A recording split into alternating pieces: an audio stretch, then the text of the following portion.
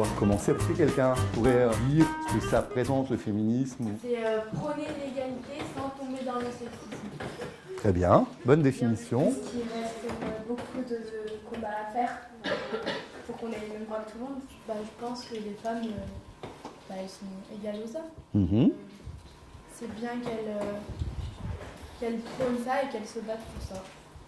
Sans tomber dans le fait que les femmes soient supérieures aux hommes, parce que c'est faux et les hommes ne sont pas supérieurs aux femmes. C'est pourquoi on appelle ça féminisme, si le but c'est que hommes et femmes soient égaux. Pourquoi on dirait pas hominisme? C'est pas les hommes qui sont inférieurs, c'est les femmes. Ça veut dire en gros qu'elles partent du principe qu'elles sont inférieures. Alors que non, ça veut dire qu'elles veulent ça tourner comme ça. Tout ce qui est cuisine, vaisselle, tout ce qui va avec, ça va pas être les hommes qui vont faire ça.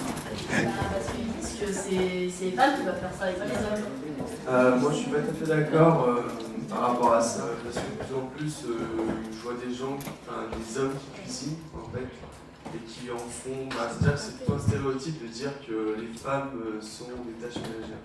Les femmes font 80% des plus domestiques. Parce qu'avant, même à l'école, on avait des matières différentes, alors que là, maintenant c'est mixte et on a les mêmes cours. C'est ça aussi qui a créé, à mon avis, les clichés en fait. Je pense aussi que les tâches domestiques, ça fait en conditionnement que les parents font à la maison. C'est pas non plus tout le temps à cause de l'école, tout ça. Dans certaines religions, des femmes vont être plus conditionnées à rester à la maison à cause de beaucoup de choses, alors que dans d'autres religions ou même... Ça n'a rien à voir avec la religion, ça. C'est juste la mentalité qu'ils ont, ils ont gardé leur mentalité à l'ancienne, c'est tout. Moi, mes parents, ça va très bien, ma mère, elle travaille.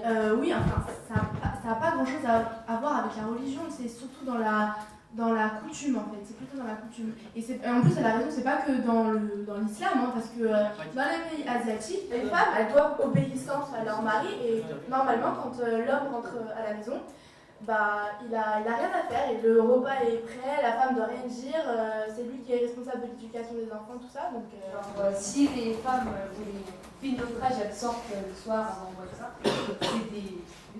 Et si les mecs ils sortent et tout ça, c'est normal. Moi, mon père, à mon âge, il peut faire plus de trucs que moi, par exemple, je peux faire maintenant. il y a encore des parents qui décident de l'avenir de leurs enfants, de la manière dont ils vont leur apprendre des valeurs, on leur apprend pas à choisir ce qu'ils veulent faire et on dit que c'est une femme qui devra faire ça et c'est un homme qui devra faire ça. Je pense que quand on a vécu dans une éducation qui a été très religieuse, malgré nous, même si on aimerait que ce soit égalitaire, on va faire passer des clichés, c'est comme ça. C'est pour ça que notre chambre, quand on était petites filles, elle était rose, et que si on avait un frère, elle a été bleue. C'est cliché, mais c'est ça en fait. Dans ce cas, il faut s'inquiéter des féministes parce qu'à des moments, on retourne en arrière, vraiment. Et c'est ça qui est inquiétant en fait. Pas qu'on nous enlève ce qu'on a déjà acquis. Et il faudrait continuer à acquérir d'autres choses. Moi, je voulais vous dire merci parce que j'ai trouvé que vous étiez formidable et que ce débat était fort riche. À bientôt, j'espère.